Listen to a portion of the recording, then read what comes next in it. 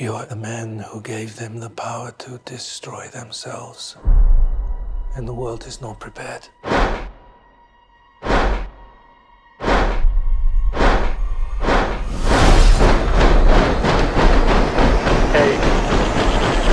7, 6, 5. Yeah, it's a really good question. It's a good question. So, yeah, it's a good question. They call him the JP Morgan of crypto, right? Yeah, the Michael Jordan of crypto, if you will. There he is. Jesus, that's our video of Sam. SBF, as we like to call him here. He does not look like JP Morgan. Well, we don't have a lot of video of JP Morgan. Do you still have enough cash if you needed to do another bailout?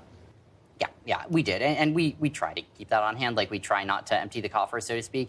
Let's go to crypto for a moment. You got advisors overseeing what's left of former FTX CEO Sam Bankman-Fried's empire are struggling to find missing funds. They cite poor internal controls and record keeping. I mean, this was not a good report. Last thing that I'll say is if you look at what precipitated some of the 2008 financial crisis, you saw a number of bilateral, bespoke, non-reported transactions happening between financial counterparties, which then got repackaged and re-leveraged again and again and again, such that no one knew how much risk was in that system until it all fell apart. He had very strong language. He said that there was a complete failure of corporate controls, and he also cited concentration of control in the hands of a small group of people. Tracy Alloway of Bloomberg also pointed out some really interesting details in the footnotes of this filing that showed you loans that went from Alameda had gone to certain individuals, and certain amounts of this money was used to pay, according to this filing and the declaration from John Ray, to pay for personal assets of Sam Bankman-Fried as well as his deputies. So it is definitely worth a read, this filing. If you compare that to what happens on FTX or other major cryptocurrency venues today, there's complete transparency about the full open interest. There's complete transparency about the positions that are held. There's a robust, consistent risk framework applied, and we're excited to work with the CFTC on our U.S. licensed and regulated. So how will those tweets be used is a good question. So let me just go back to what you said before. So in this filing, it said that Alameda made loans, we think, to FTX executives. They named them by name in the filing, and the amounts. If Alameda wound up getting consumer money from FTX, this is like an FTX financing FTX executives in some kind of circular way. Am I reading that correctly? It's going to take a very long time. Sam's got a very long-term, ambitious plan for FTX. I personally want to be a part of that with him. And somebody who had sold part of his business to Sam Bankman-Fried. Anthony, it's great to see you, sir. Well, I would say it's good to be here, but it's a concerning day. There are going to be some people who watch this and say, Rich guy's got his own agenda here. He's not telling us. Why shouldn't folks be a little bit skeptical of your real motives here, Mitt? That this is really all about crypto. This is really all about your business, which is regulating what you do. Right. It's a good question. Bankman-Fried has been charged with bribing Chinese officials.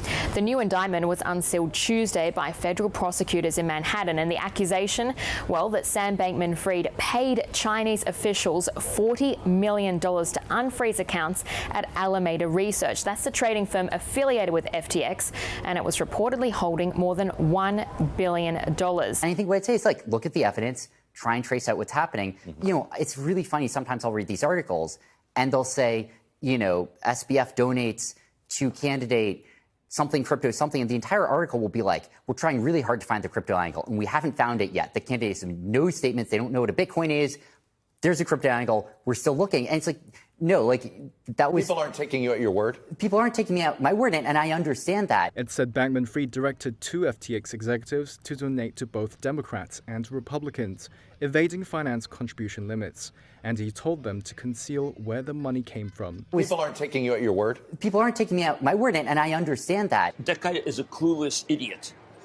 Intent means nothing. Saying sorry means nothing. If you commingle, if you had no record keeping, those are against the law. It's not like they're like, you know what, I was sloppy and I feel bad and I'm sorry. No, you were sloppy, you didn't keep records. Illegal, all right? So if you're I think what I'd say is then do the research. You know, look at the policies that I'm supporting, the candidates that I'm supporting, and many of these people, I have no idea what their position is on. Okay, but you now will have lawmakers return your calls a lot easier than the average person, right? So your money is effective in that respect, and you are going to be able to make your case in front of members of Congress because you're willing to spend money. Have you thought about that? I think it's probably true. And frankly, I think that there is value from the pandemic prevention side there of being able to, again, get in front of them and say, hey, look, this is a big issue. I think that, on the crypto side, the way that I view that is as I have a duty as a member of the industry to try and get us regulated, to try and move the industry in a more responsible direction. And I think that requires engagement. I think it would be irresponsible of me not to engage, with Capitol Hill, with regulators.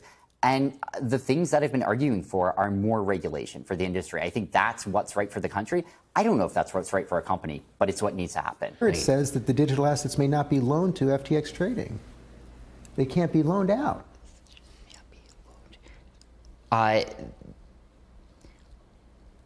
It's a good question.